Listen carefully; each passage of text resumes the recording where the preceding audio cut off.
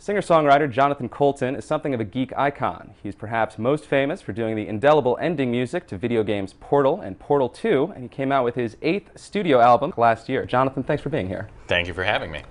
So Jonathan, you do sort of a unique brand of intellectual and funny folk music. I do all different stuff. I got tired of writing songs about boys falling in love with girls when I was in high school, and then I found that it was much more interesting to have an unusual topic to write about. So I have songs about giant squids who are depressed and zombies who are officious office workers. You know, anything that really takes me off the beaten path and challenges me to think about some other unusual perspective.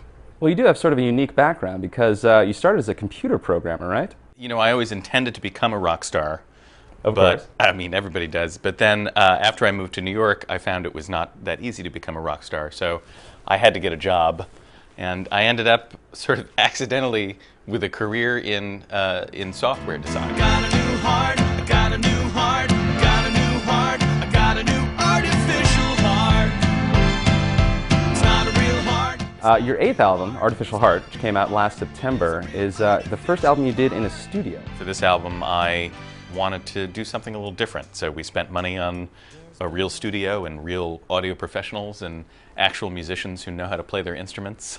Well, that always helps. Yeah, I mean, you know, it was a very different experience because up till then it had just been me doing everything myself. And so, you know, if I wanted a horn part, I either had to very quickly learn how to play the trumpet or do a fake part on a keyboard. And that was never quite as satisfying as it was to say to get an actual horn player to come in and play stuff. So it was really fun. Right on. So you've got 8 albums, but you're probably most famous for the video games Portal and Portal 2, where you did Still Alive.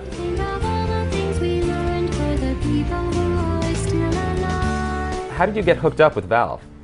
I was doing a concert in Seattle. A woman named Kim Swift came up and introduced herself, and she said she worked at Valve.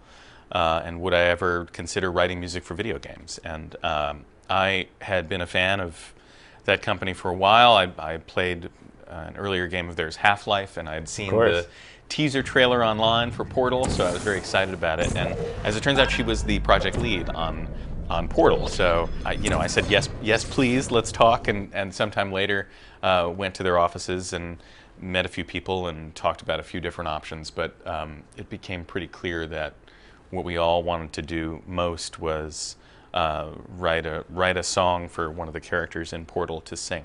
Very cool. So what do you have coming up next? I'm going to be on tour for 2 weeks, starting November 24th in Los Angeles and sort of going across the bottom part of the country. Then the other thing is the cruise, Joko Cruise Crazy, which is an annual fan cruise that I run.